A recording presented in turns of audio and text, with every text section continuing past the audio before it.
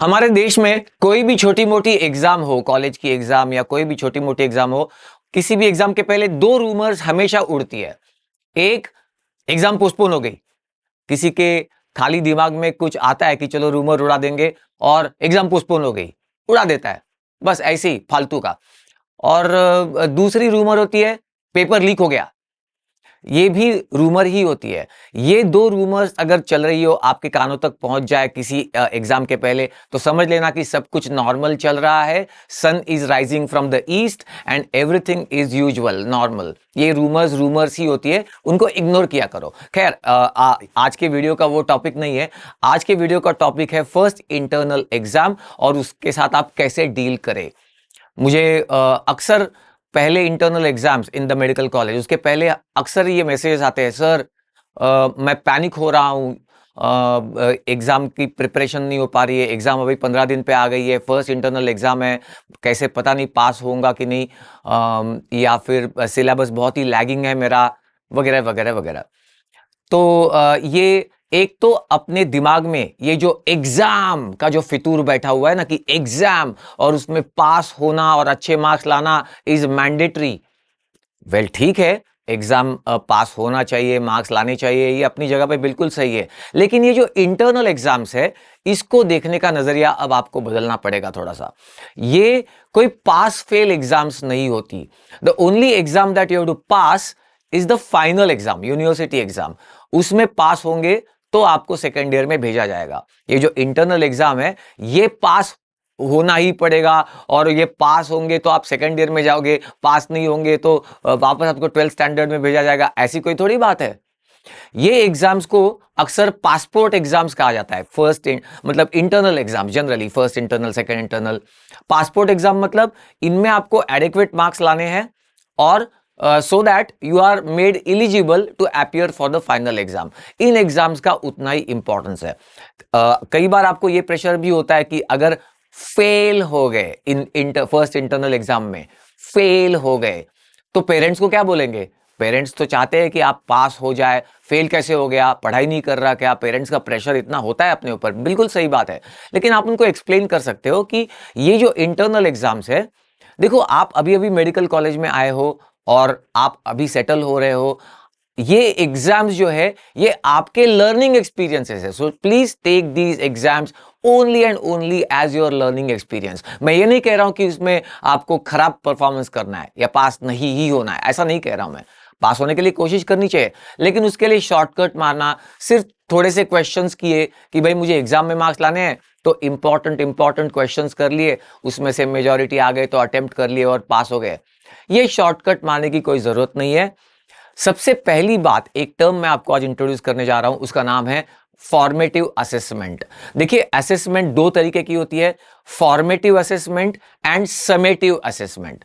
Summative assessment मतलब in the end summation of all your performances. तो वो final exam यानी यूनिवर्सिटी के एग्जाम है, जिसको समेटिव असेसमेंट कहते हैं।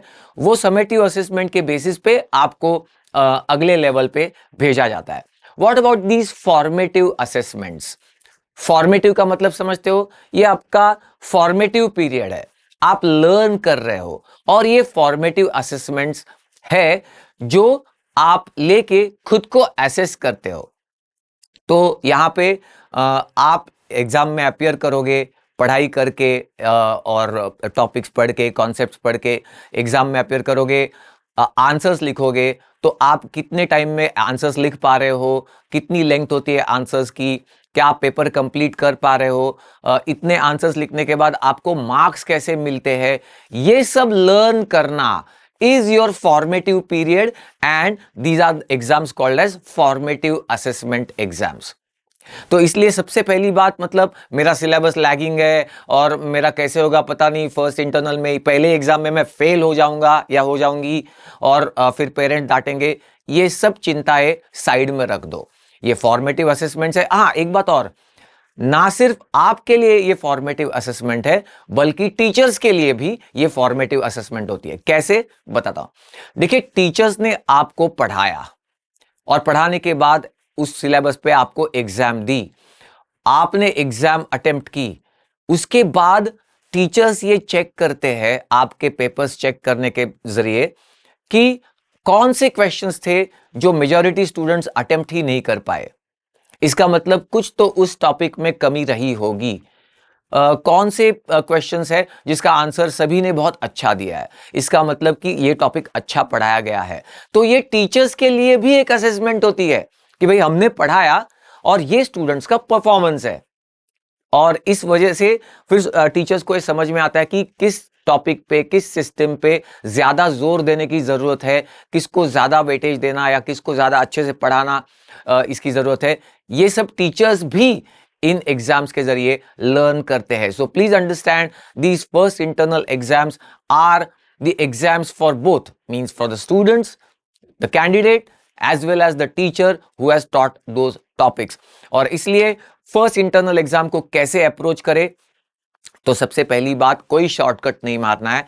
आप रोज का रोज पढ़ो, रोज का रोज ज्यादा एफर्ट्स डालो जितनी एग्जाम नजदीक आ रही है। ऑफ कोर्स आपको पीवाईक्यूज लाने पड़ेंगे। हर डिपार्टमेंट की लाइब्रेरी में प्रीवियस ईयर्स के क्वेश्चन बैंक्स अवेलेबल होते हैं, तो वो वहां से कलेक्ट कर लो।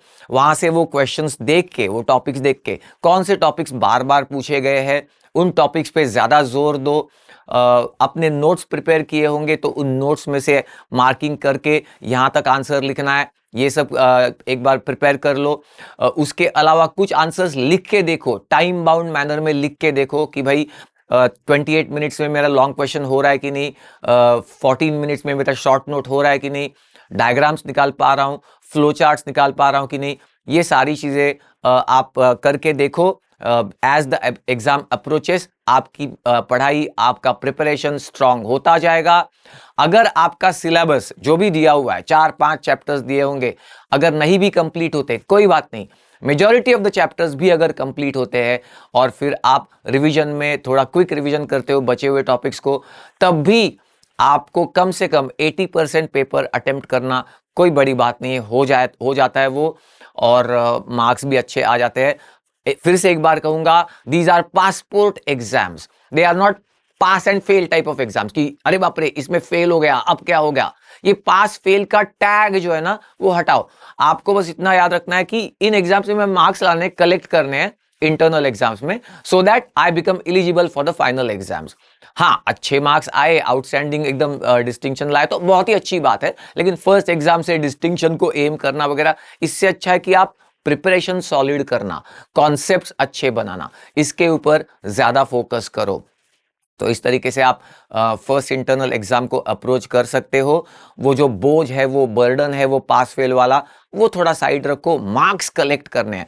एक आखिरी बात बता दूं, फर्स्ट इंटरनल में सपोज कम मार्क्स आए और आप फेल हो गए, देखो एक तो ये बात है कि इस एग्जाम में पास होके आपको आगे सेकंड ईयर में नहीं भेजने वाले, और इस एग्जाम में फेल हो गए तो आपको वापस 12th स्टैंडर्ड नहीं भेजने वाले। तो ये पास फेल, इसको थोड़ा साइड में रखो। अगर कम मार्क्स भी आए तो भी आपके पास बहुत सारे आगे मौके रहने वाले हैं कि आप इस मार्क्स का जो डेफिसिट है, उसको, एग्जाम का डेफिसिट मार्क्स का, उसको कवर अप कर सकते हो, उसको कवर कर सकते हो। तो इतनी कोई चिंता की बात नहीं है। आप अपना रेगुलर पढ़ाई जारी रखो, ज्यादा स्ट्रेस मत लो, और एग्जाम में ही आपकी लर्निंग होने वाली है, ये समझ के चलो, तो आपका काफी सारा बोझ कम हो जाएगा।